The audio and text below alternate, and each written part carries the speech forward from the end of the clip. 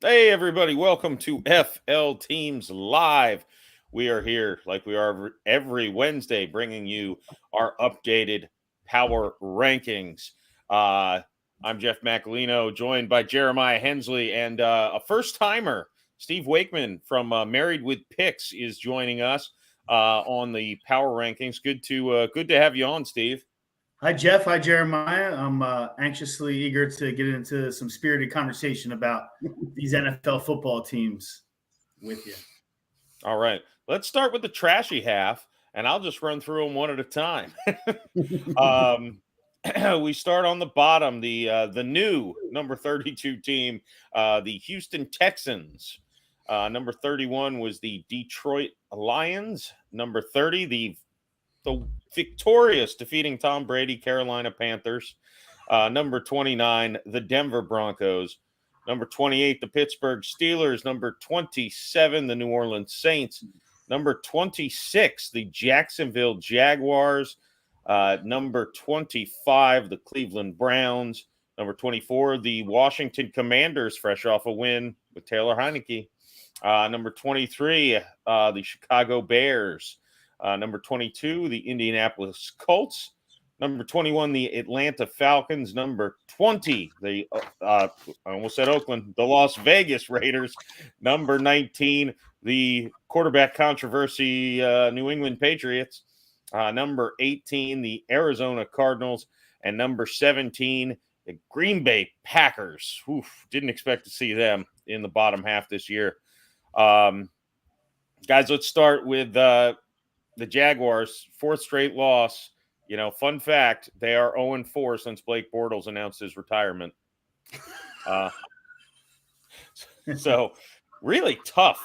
Close loss to the Giants, who you won't see them until way later in the power rankings. Is this just a young team that can't win those close games? What are you guys thinking? Go ahead, Steve.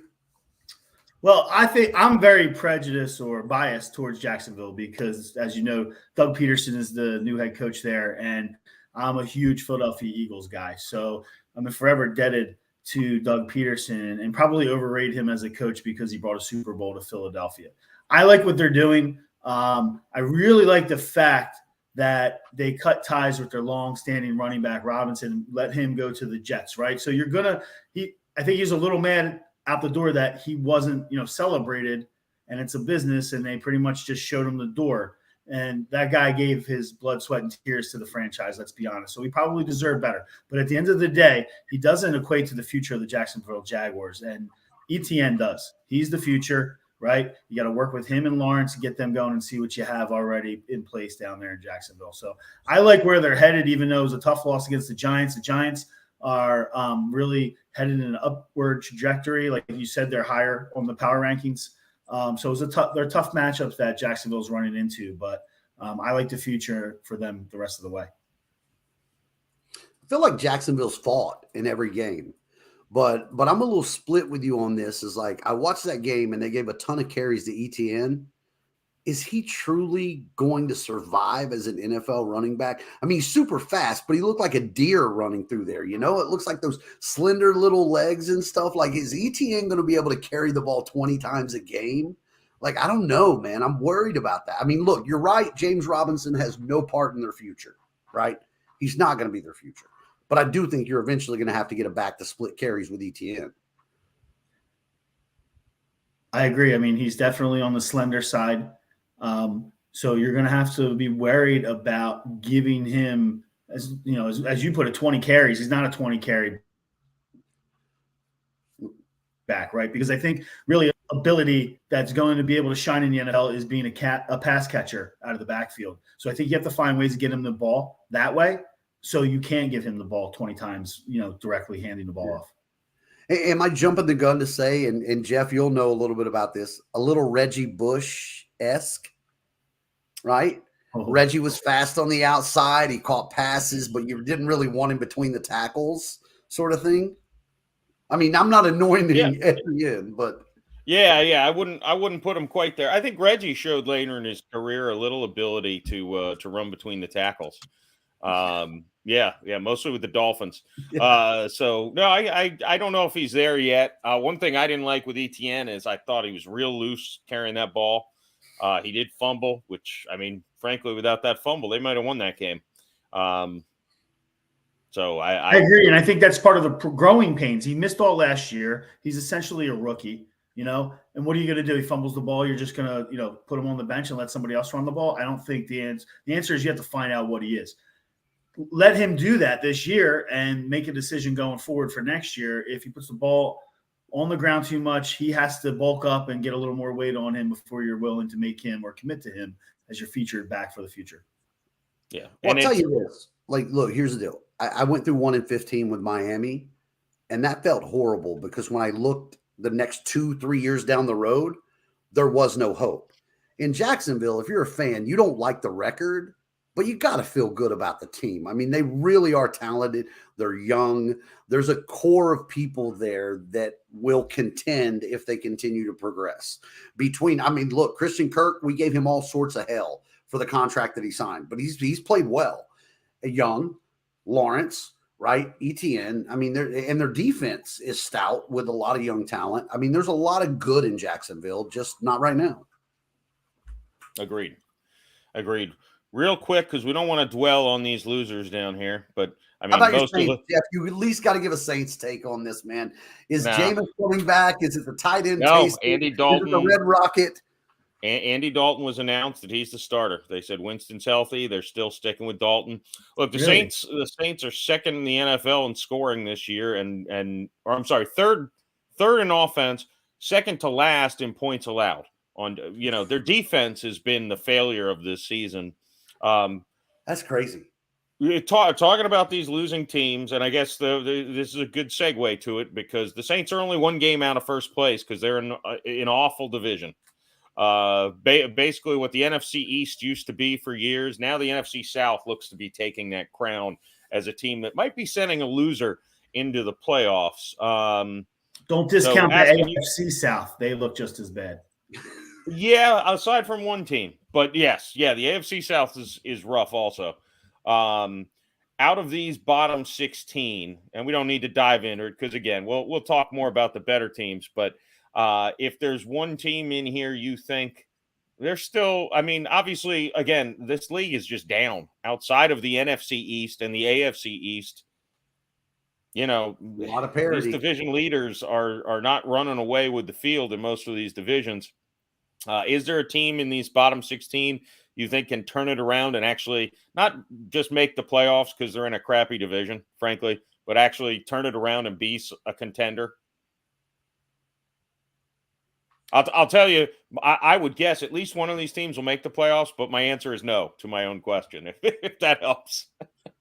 I don't know, well, man. If you want me to go first, I do have a team. Yeah. I'm going to stay in the division. I think my team that I like is the Atlanta Falcons. Not only from a gambling perspective with Married with Picks, which we do a podcast in picking, teams and winners. They were phenomenal against the spread over the last 8 or 9 weeks. They are really good. But not talking from a gambling sense, I have Atlanta actually ranked 17th on my list. I know you guys have them down a little further. I think maybe 21st.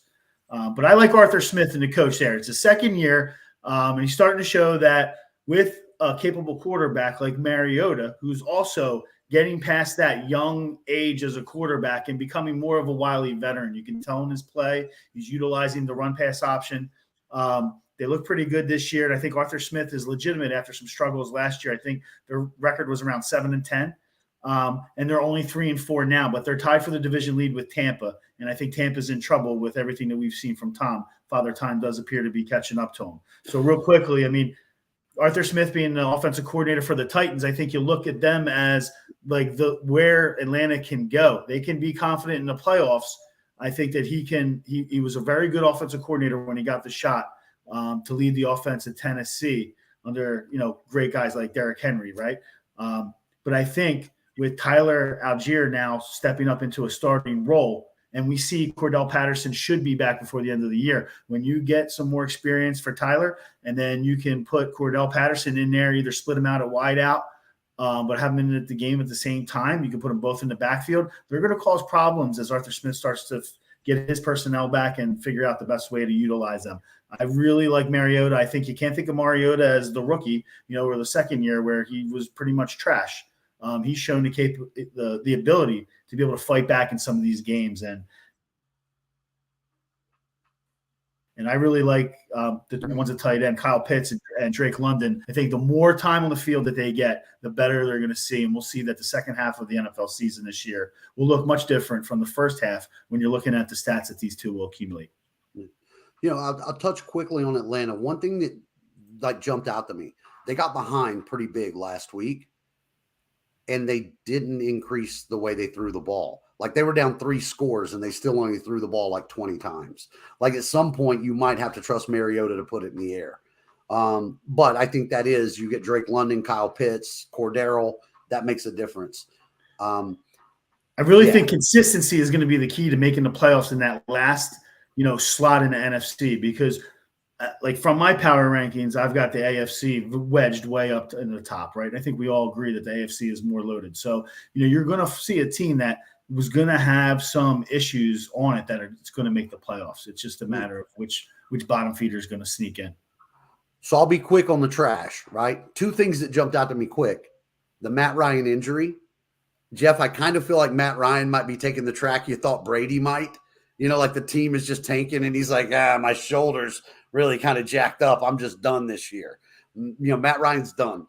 And then Russell Wilson got hurt with a finger or something. Like the veterans who are struggling down here are looking for escape routes. But if I got to go for one that's going to make a run, I've been pounding the drum all year, rising like a phoenix. I truly believe that the AFC North is not good enough to pull far enough away from Cleveland that when Deshaun Watson gets on the field, they've got a chance. If they hang around, I think Cleveland is trouble with Deshaun Watson. I think Amari Cooper, Kareem Hunt, Nick Chubb, Deshaun Watson, that's a scary squad, but Cleveland has to fight close enough to hold on. Pittsburgh's no good. Cincinnati's stumbling. Baltimore's up and down. I don't know. Now, it's only going to be 4 games, right? On the Bengals, I got them number 4 in my power rankings. But let's go to the top 16 as I knock my microphone down. Number 16, the Tampa Bay Buccaneers. Number 15, the San Francisco 49ers. Number 14, the LA Chargers. Number 13, the LA Rams. Number 12, they were number 32 in my preseason rankings. Number 12, the Seattle Seahawks. Number 11, the Tennessee Titans. Number 10, the Miami Dolphins. Number 9, the Baltimore Ravens. Number 8, the New York Jets. Number 7, the Dallas Cowboys. Number 6, the Cincinnati Bengals. Number 5, the New York Giants. Number 4, the Minnesota Vikings. 3, the Kansas City Chiefs, almost unanimous. Number 2, the Philadelphia Eagles. And number 1, the Buffalo Bills. No change in the top spot. We'll get to that in a minute. But frankly, they were both on bye weeks. So, if they flipped, it would have been a weird thing. Let's talk about the Bucs barely clinging in to the top half of the league here at 16. Some of us had them below, some of us had them above. They round out at 16. They range from 12 to 20 in our rankings, actually. So right on in there at 16. They've, I believe, lost 3 in a row. They are struggling bad. And look, they lost 21-3 to the Panthers. It's not like they lost a nail biter. They didn't look like a competitive football team. Especially, offensively, they didn't look like they belonged in the same league. I think, again, Isaac commented on it. We talked about it when we did the Sunday night broadcast. Tom Brady, especially at this age, not 100% invested. That's not good enough. I think the organization let him take too much time off. I don't think he's committed. I don't think that the team's in. I think the offensive line's injured.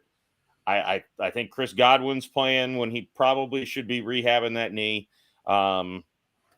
I think they're in shambles, and I think it's going to get a lot worse this offseason when Brady does retire and they put off the rebuild a year because Brady kind of held them hostage for 40 days with his retirement.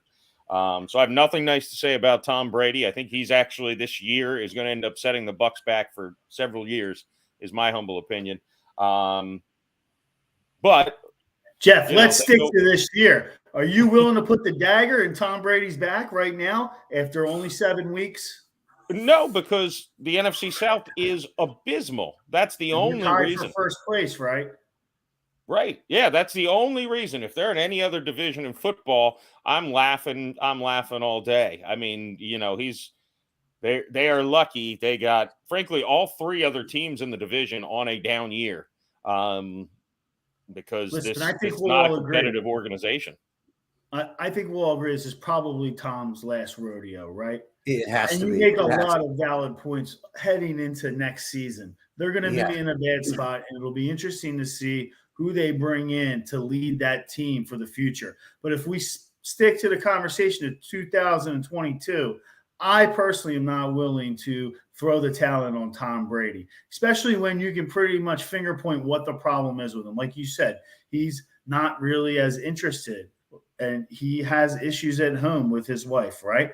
One way or another, that road looks like it's going to be figured out pretty quickly. Either they're going to get back or it sounds like it's going for a quick split. So if he can get his mind back into football sometime within the next couple of weeks, let's say, does he really need to start winning games until December?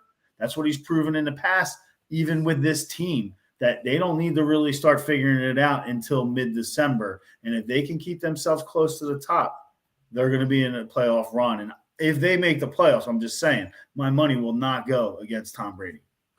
You know what, Steve? You sound almost exactly like me from last week. When I was talking about the Bucs, I'm like, this is a veteran team. They can hold back. The division's not pushing them. They're going to turn it on.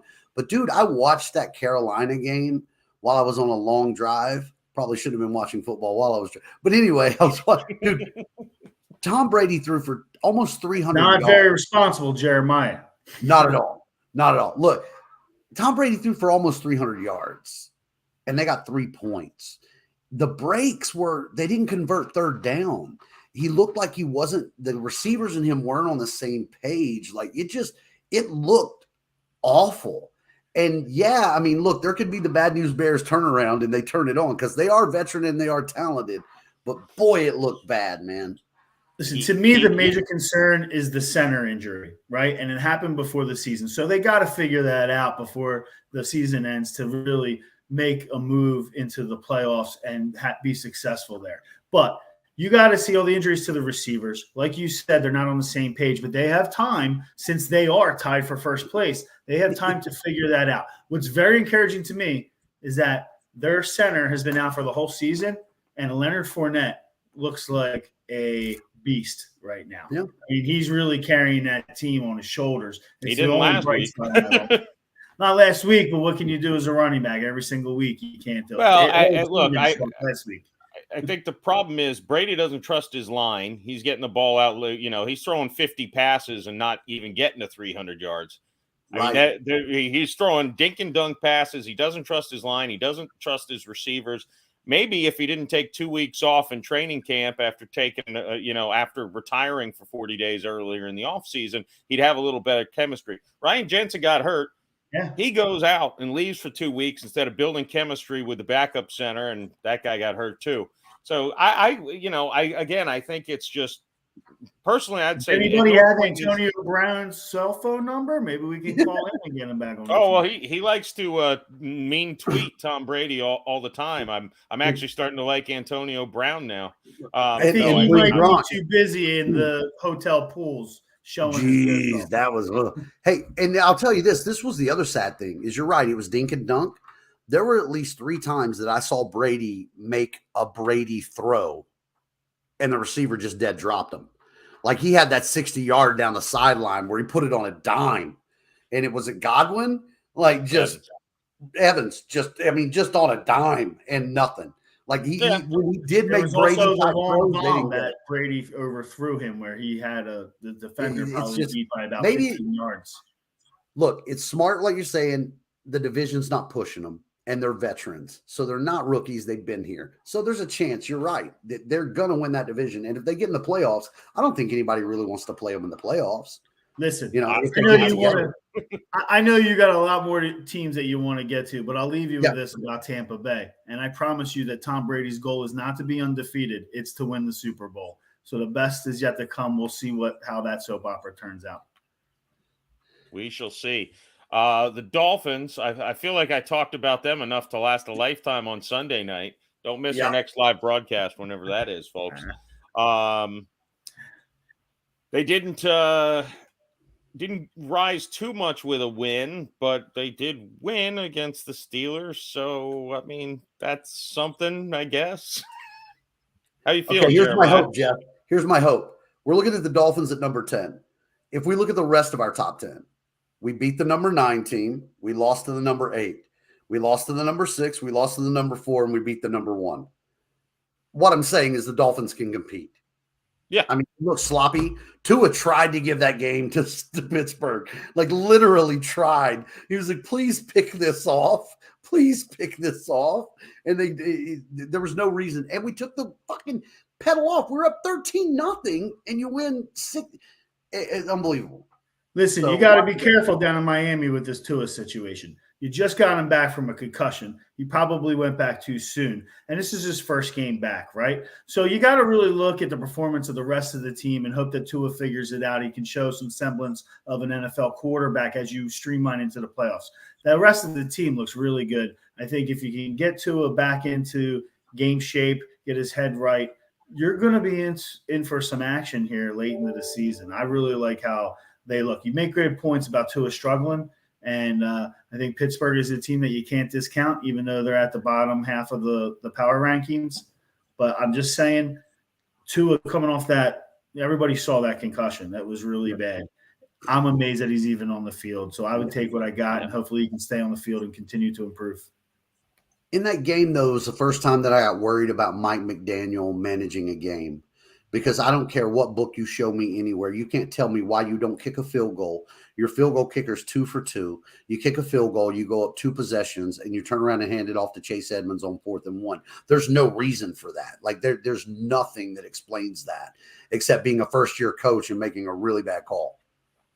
I like the aggression, though. He's not scared to go for it, and I think that's what you want to see at the end of the day. You'd rather, a guy that's going to be a little too more aggressive than a little more conservative and pump the ball away to watch your defense give up a game-winning touchdown. I got you.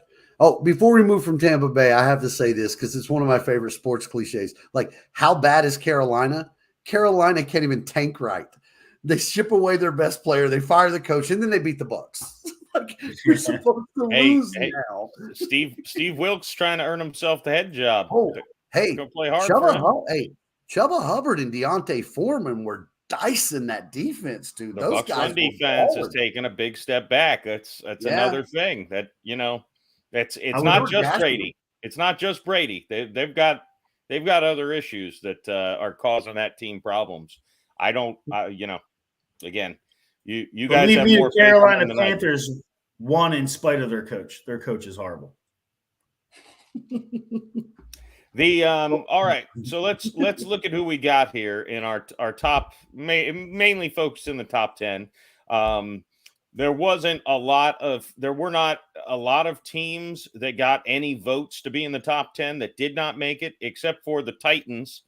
They got ninth. I'm sorry, they got 9th, and most of the ballots actually they were in the top 10. They fell just out, and the Seahawks finished 7th on one ballot. And all the rest had them, between 11 and 15. So really the top 12 is kind of where our power rankings drew the line. Another line really after the top 3, the Bills, the Eagles. The Bills were 4 out of 6 ballots. They were first. Again, I wasn't going to really swap on a bye week, even with Steve's ballot coming in. Why I had number 1, Jeff? Yeah, the only undefeated team in the National Football League. Well, look, again, it's not college football rankings, or I would have the Eagles number 1 if I was turning in a ballot for a national championship game ballot. I'm saying I put those 2 teams on the field. I'll bet the house on the Bills every time. I think it's crazy. They're playing at Lincoln Financial Field, my Well, the Super Bowl's not in Lincoln Right. Financial Field, last I checked. Jeff, here's the deal, man. I think a lot of folks feel the way you do, and I can understand that, right? I saw the Bills up close and personal. To me, I do think it's a little crazy. I feel like the Eagles are probably the least respected 6-0 team. You're the only undefeated team in the NFL. Where a year where the Bears beat the Patriots, okay, where crazy shit is happening, like the Jets and the Giants. The Eagles put it together and then made a move today to just add Robert Quinn. Right.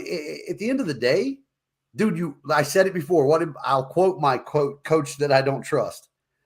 You are what your record says you are. And if you're 6-0, yeah, well, look, I know you guys don't see all the ballots, but you say that, and I see you guys ranking teams with 2-3 wins ahead of teams with 4 wins. I didn't. So, You did. I shook it up, baby. I had the Tennessee Titans at number 6. You're the one who kept the Titans out of the team top on my 10. list. I'm not going into more depth that I've pushed back, but I'm not a big fan of the NFC teams. You know, I had the Eagles number 1. The next NFC team I had was the Minnesota Vikings, who I'm not in love with by any means, all the way down to number 8. Yeah, and I don't really disagree with you, and I don't think the Vikings are a good 5-1 team. So that's the other argument with you are what your record says you are. That's a team that barely squeaked by the Lions. We're kind of fortunate to squeak by the Lions. We're definitely fortunate to squeak by the Saints. You know, those are two teams Dolphins in the bottom 6 in in these the power fourth. rankings. Dolphins had a chance to beat them in the 4th. Listen, I'll explain a little bit of this about Minnesota, but it'll back into the Buffalo Eagles argument, right?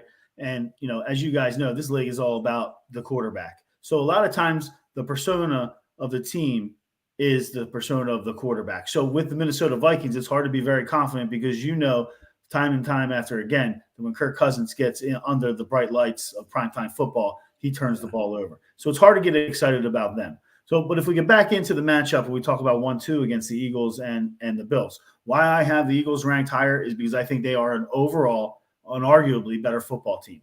The problem is that when you look at the quarterback situation, Buffalo hands down has the better quarterback, and this is a quarterback league. So a lot of people are looking at Buffalo as the better team, and I completely understand that. But I will tell you, when you strip the quarterback out of the situation, the Eagles have a hands down better defense.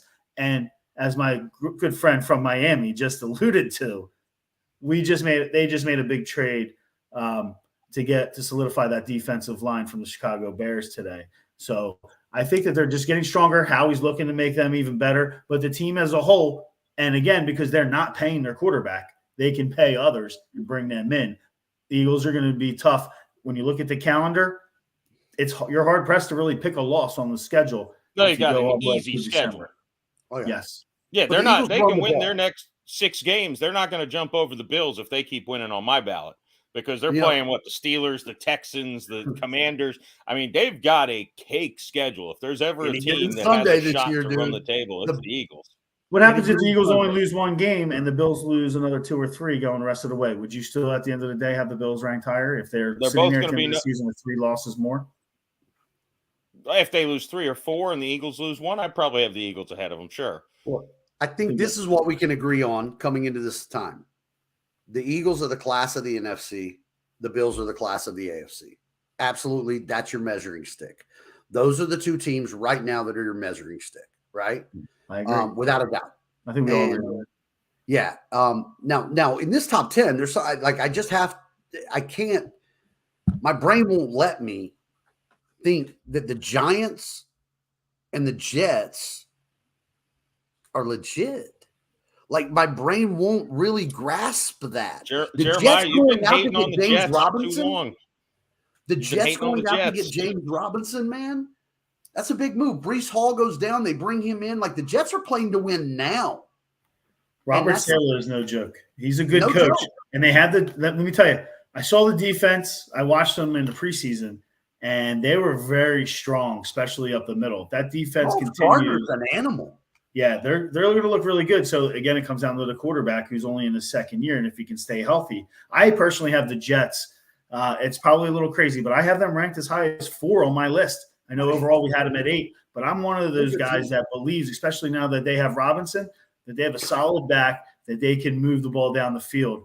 And the rookie from Ohio State, I think, Wilson, we have yet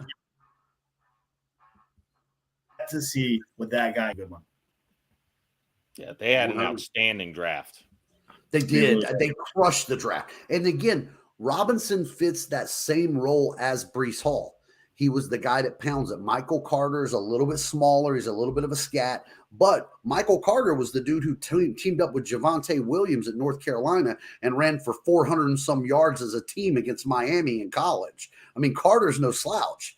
And now you add Robinson, they're just going to plug in where Breece was. And then, you know what? The Giants, I love some Mike McDaniel, but Brian Dable is coaching his ass off.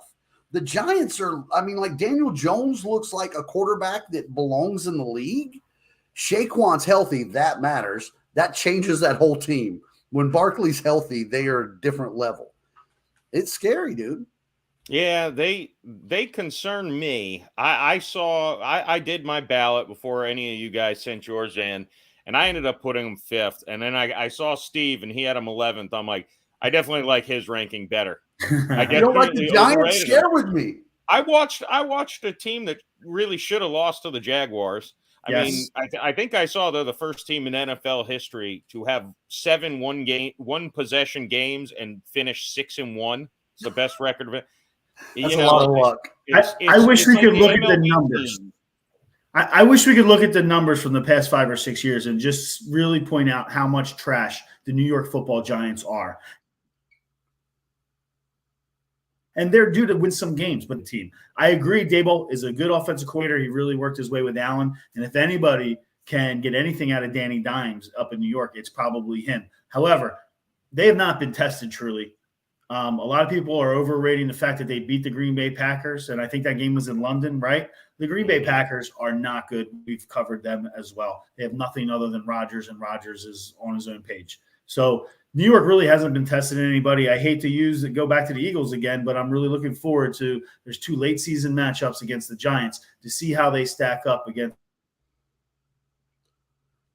the Eagles, who have I think the Giants are going to struggle in the second half of the season, and I don't see them making the playoffs. I actually personally think the Commanders under Heineke will surpass the Giants by the end of the season record-wise. Wow. That's a bold. I think the last week of the season when the Giants play the Eagles will be resting their starters. The Giants will get a win just because of that.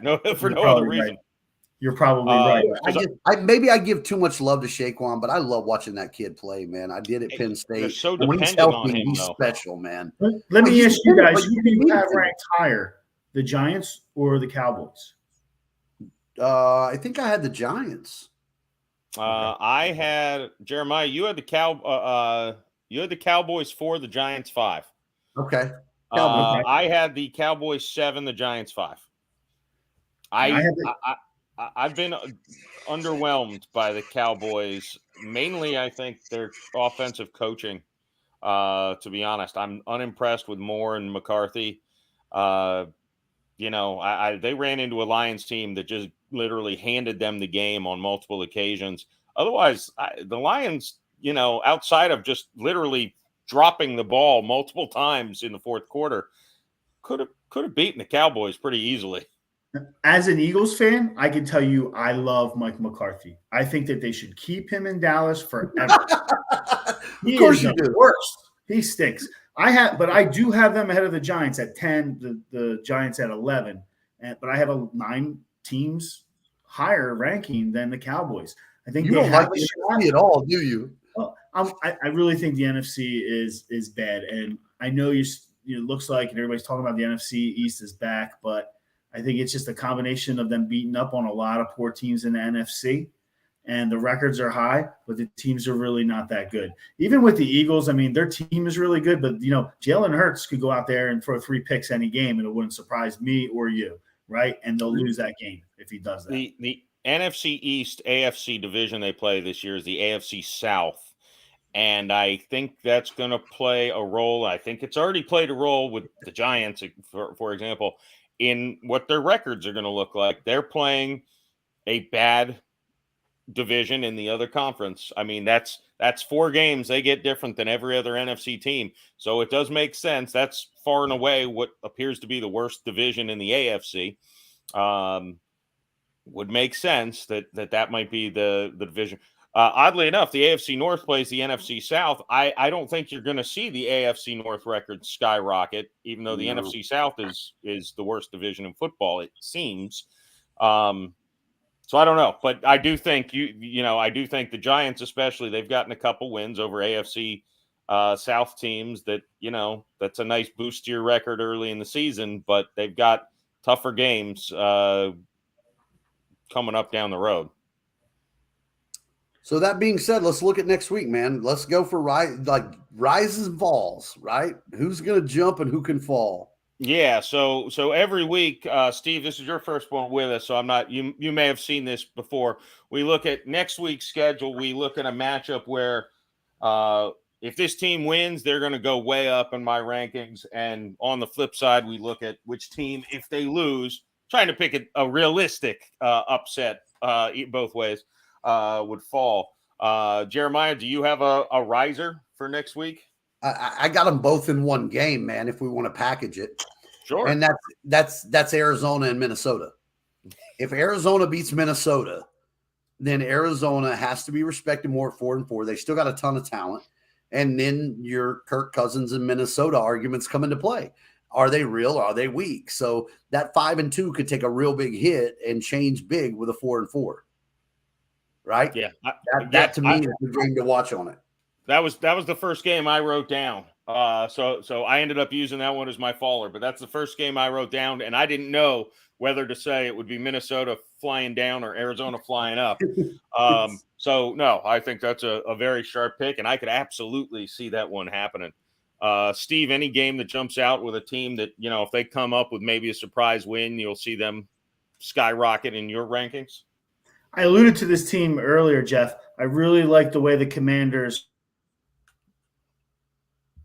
with the change of quarterback, because I really like their team, Ron Rivera, the coach. I think that, if they can get some momentum here, they play the Indianapolis Colts, who obviously just benched Matt Ryan for some God unknown reason.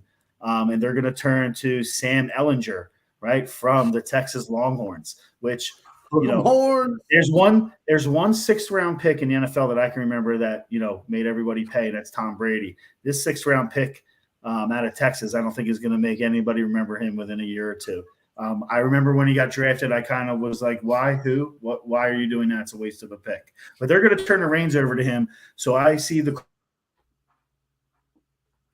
Colts, who I had personally ranked at 23, to get to they lose this game, they're going to drop down a lot on the radar. The surprise pick here is Washington, and I would take a look at them for the rest of the year to see if they start building momentum. I'm also looking them for Married with Picks as one of my strong plays this week.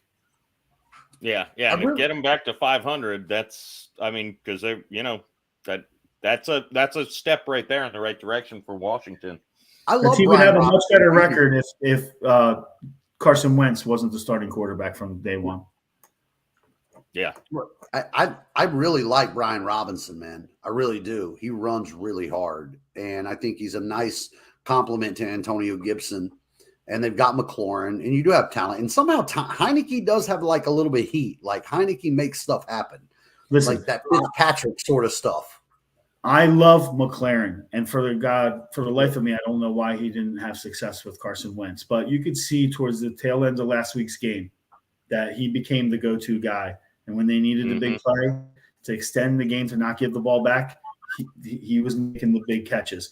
And how can you not be a big fan of Brian Robinson? I mean, here's a guy who's just doing his job, going to practice, and he gets carjacked and shot, right? I know for me, I hate anybody in the division against the Eagles in the NFC East, but that's one guy I'm going to be cheering for.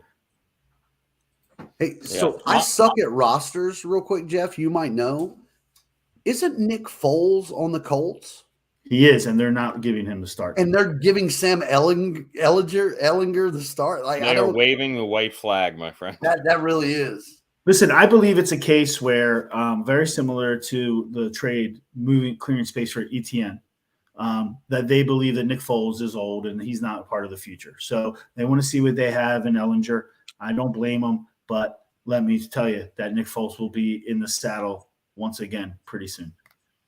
Yeah, the way that O-line's pass protecting, out of necessity, he's going to be in the game pretty soon. Then watch out, because that division, like you said, is trash. if Nick Foles gets hot and they start running a lot of RPOs, like he had success in Philadelphia, that team could run into the division. Actually, that if he gets the nod in the next couple of weeks, watch Indianapolis make the run in that division. Look, I don't care who it is. I'm just tired of Jonathan Taylor being trash. Like, I wasted draft picks on this kid in a very big league of mine, and Jonathan Taylor has just done nothing. He's nothing. It's awful. Somebody give him the rock. Jeff, who's your rise and fall? Did I steal it, or you got one? You stole my fall. My riser, this is a game that's got to get mentioned. Seattle hosts the New York Giants. We talked about the Giants kind of briefly. Seattle. I had the Seattle 32 in my preseason rankings. I moved them up this week from like 21 last week to 11, which I'm pretty sure is the biggest jump I've made in 1 week for a team lately. They're 4-3. I don't know how they're doing it. Their roster just didn't look good. They did lose Metcalf to injury. He's going to be out a while, so that's not ideal, but I mean, they got a couple big games coming up. They got the Giants. They got the Bucs coming up soon. I mean, they're 4-3 and leading the division right now. Listen, here's what you're seeing. Similar to Mariota, who now has a bunch of years under his belt, and he's more comfortable. You're seeing the same thing in Seattle with Geno Smith. Nobody coming into the season thought Geno Smith would do anything. And I was kind of scratching my head as to why they announced him as a starting quarterback. But if you've watched some of these Seattle games, he's had a propensity to run at the right time and get some yards. So he's beating teams with his feet. But he's also hitting Lockett. And before Metcalf had the injury, he's hitting Metcalf on a bunch of balls. And, it's very impressive to see the matriculation of some of these quarterbacks progressing as they get older. Geno never got love. Geno stepped in everywhere he went and did okay. I honestly thought that was going to be Drew Lock's job. When they got Drew Lock, I'm like, okay, Drew Lock's just going to take the job. And then we talked about a little bit on this. When you talk about how injury can help a team, like the injury that opened up the backfield for Kenneth Walker is an absolute stud. He really is, man. If you watched him at Michigan State, this guy is a monster. And now he's getting carries, and Geno's managing like he did. The defense is playing well. Good call, Jeff, because if they come up with the win there, again, Giants, where are you? Right? Seahawks, where are you? Jeff, I'm really glad you called this game out. What is it that you see from the Giants that they're going to struggle this week? I mean, they haven't run away with any games at all this year. The Seahawks have a potent offense, quite frankly. So it's going to be something to see if the Giants can actually I can't remember if they've had a single high-scoring affair this year where they've actually had to go blow for blow, score for score late in the game. And Seattle, even in their losses, seems like they're keeping the pedal to the metal and making other teams score to put the game away. I don't love Seattle's defense. I do think the Giants should be able to win the game. I'm picking the Giants to win the game, but I would not be shocked at all if Seattle was able to just put up more points than what the Giants could. I think they're too dependent. I think the receiving core is abysmal for the Giants. I love what Daniel Jones is doing from a film perspective. I don't like the receivers he's throwing to, though. And, if you have just one guy to focus on, I don't know if Seattle's capable of shutting down Barkley. They couldn't shut down Kamara and Taysom Hill against the Saints. So you'd think Daniel Jones and Saquon Barkley might be able to put up 200 yards rushing in that game. But, the Giants play every game close. And at some point, it's like that baseball team. They always say one-run games, you shouldn't have a lopsided record. Well, the Giants do right now.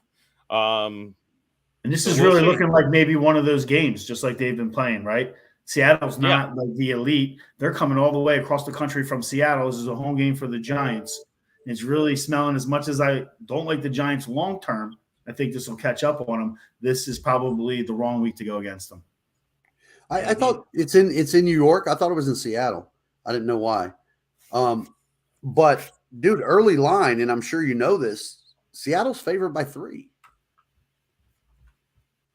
Like that's what I was looking at, home dog, but let me just check to make sure that I was It would make more sense to me if they are in Seattle, just because like Seattle has a 12th man thing. That's at Seattle. Yeah. You're right. So you got the whole 12 man thing in Seattle, and the crowd get pumped. But even with that, I'm stunned that Seattle is favored in that game. I was just looking at it on ESPN as we were doing this, and I'm like, holy shit! Like Seattle's favored. I think I'd take the Giants in that game. If you're going to give me the Giants in points, I think I'd take that, right? Yeah, I would. I thought it was in New York legitimately. I'm going to have to reevaluate this game. But I might change and go to Seattle based off the 12th man. That 3 points, though, I just feel like the Giants stay close on everything. If you're going to give them points, it seems like it's a good one. They're going to catch a whooping from somebody. Somebody is going to walk into them. And it would be sweet if it was Geno Smith, actually. Like, I like redemption stories. Geno's bounced everywhere, and he's always been the plug and play. Like, starter goes down, give it to Geno. Starter goes down, give it to Geno. And he does just enough to get by. And this year, somebody was like, we trust you. Yeah. And he's playing well. Pete Carroll is a dark horse candidate right now for coach of the year because I know the Jets and Giants are exceeding expectations, but I at least thought it looked possible for those teams to do it. Yeah. The Seahawks, again, I really did not think there was a prayer that they would win 4 games this year. They've already won 4 games, 7 into the season. It's crazy. Yeah. I'm going to tell you one team. It's not going to really fit your quest to see a big mover up the rankings for next week because this one team is kind of high. I know I have them ranked 5th, and overall I think they're 6th.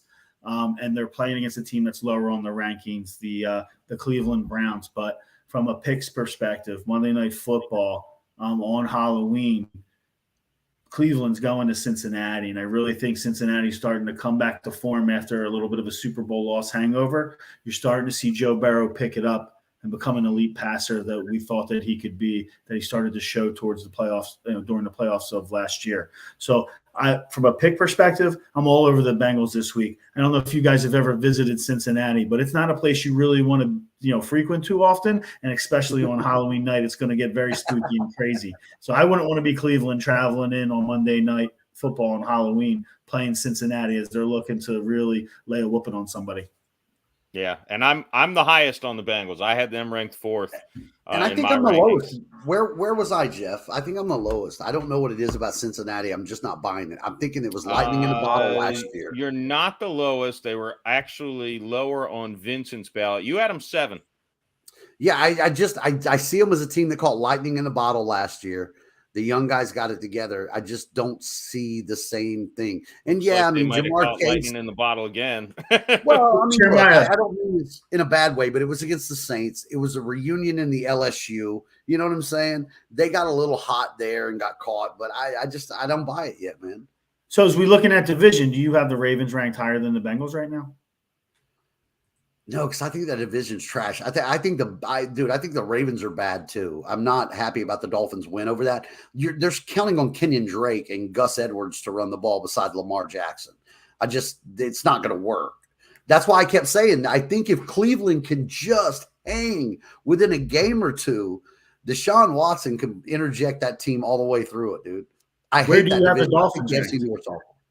I think I had them like 11 or 12, man. I don't know where they are right now. Jeff, where do you have the Dolphins? Secondary. I had the Dolphins 12. Okay. You have the Dolphins the highest on your ballot, Steve. I have them high. I have them at 6. I really like the overall team that they're building there, and I think is Tua given a little bit more credit for what I think Tua will be projecting, as opposed to what he played like last week, coming off that concussion. But I think Miami's, definitely a team to reckon with that might come out of the AFC. They could be a sleeper in the AFC for sure. What worries me, man, the secondary has to get healthy, right? I mean, we thought Byron Jones was on the pup and he was supposed to come back week 6, and he's not. So Byron Jones, is still out. We have no idea when he's coming in. So Nick Needham was running the other corner. He's out for the year. Then we try to shuffle in, and Noah Igbenogany, even though he got the big interception to save that game, dude, they completed 10 straight passes on him. During the live stream, we were like, all they're doing is throwing left at Noah Igbenogany. You just see 9 falling down while everybody else caught the ball. He's been a really bad corner. If he doesn't get better, you can't play the Dolphins defense without 2 good corners. You need to man up and block. Maybe that pick gives him confidence. Hopefully, I don't know. But we were talking. He was getting picked on before the pick.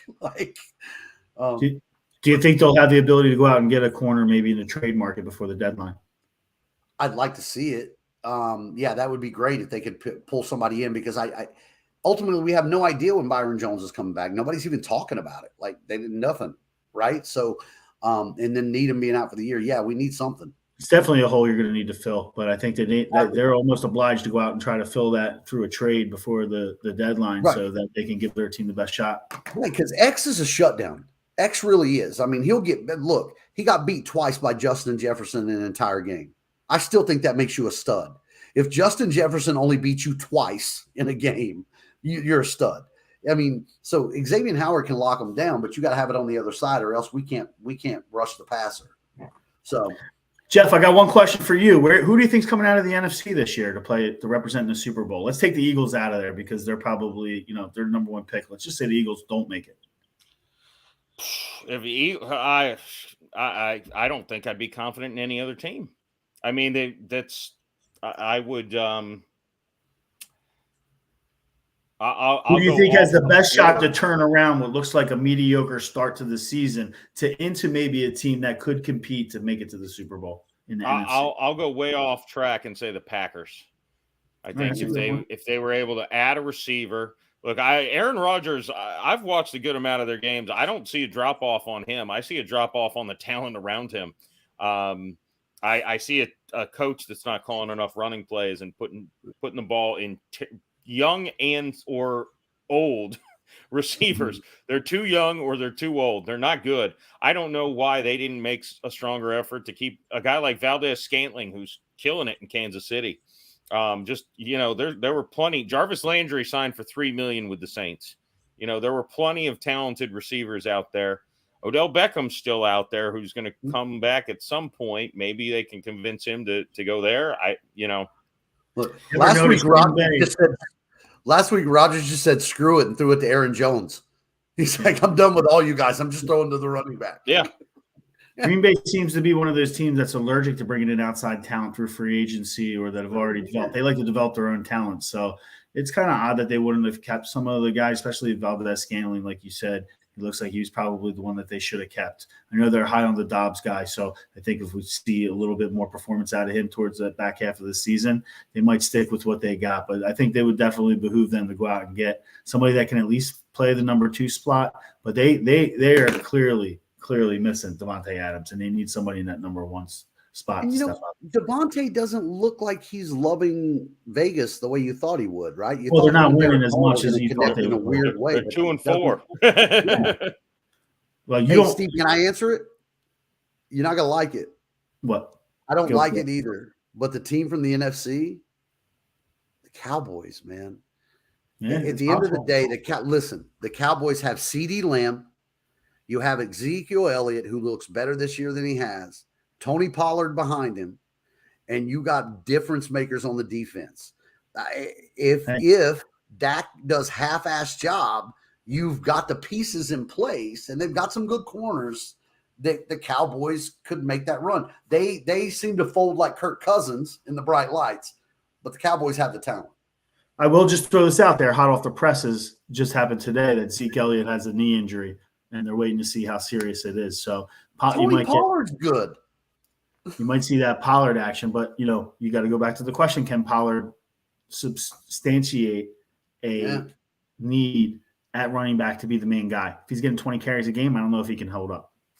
Yeah. I'm just in love that dude. The linebacker is just a game changer. Like Parsons. That. Parsons is – we haven't seen anything like in a while.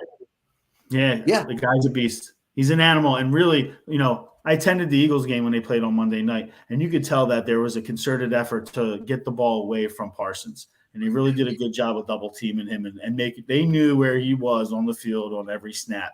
And that's really what you got to do when you play the Cowboys. You got to send at least 2 guys at him. And if you're, either run directly at him or you run completely away from him on the other side of the field. And when's the last time you saw that in the NFL? I mean, literally, you scheme toward guy, but you literally have to game plan everything around him. And that's not often that you see that, man. I mean, my guy out in L.A., Aaron Donald, right? But he was closer to the line. The problem is he can move. He's everywhere. Listen, Man, I don't throw this comparison out lightly, but he really shows flashes of looking similar to the great Lawrence Taylor up in New York. He does. He's an that's the animal, comparison that I draw, and that scares me to admit it, but it's the truth because he's going to be on the Cowboys for a very long time. Yeah. Yeah. Well, gents, I think this will wind it down. Steve, thank you for joining us. Jeremiah, Thanks for having me. I appreciate it. Yeah, it was fun, and hey, we'll be back every Wednesday. Tune in to the FL Power Ranking Show. You can catch us live, or you can catch us on YouTube after the fact. Follow the gents on Twitter. Follow Steve, Married with Picks. It's a podcast. You can catch it on YouTube. You can catch it other places. I think on the FL Teams channel as well. Yeah. Yep. Subscribe. Yep. To I FL do Teams. Married with Picks. We try to get you ready for the week action, give you up to speed on some of the key injuries. I do it alongside with my wife, who's better than me at forecasting some of these games. She beats me probably consistently on the week, but we're both over 500 this year. So if you're putting any action on games, you might want to give a listen because we're giving some good advice so far this year. Beat the bookie, man. You got good information with entertainment and mixed in, man. It's good stuff. So absolutely go check it out. Thank you. Appreciate that. And as always, subscribe to FL Teams on every place: YouTube, follow on Facebook, Twitter, TikTok, Instagram. I knew I was forgetting one. Dang, I'm getting old. All right, go Phillies, baby! World Series. Go Phils. Oh God, you're making me root for the American League. Dude, you can't root for the Yankees or the Astros. You can't. It's impossible. Cheaters. There's no one outside of Houston who can like the Astros. I would not root for a Philadelphia team unless, never in my life will I root for a Philadelphia team. Jeff, Never. I don't know if you've ever heard this, but nobody likes us, and we don't care. Yeah, I'm with all those other people who hate you. I think someone Not from you, Philly Steve. hurt Jeff deeply at some point. I think someone in Philly hurt Jeff deeply at some point. No comment. Let's wrap this up before it becomes a therapy session, folks. See you next week.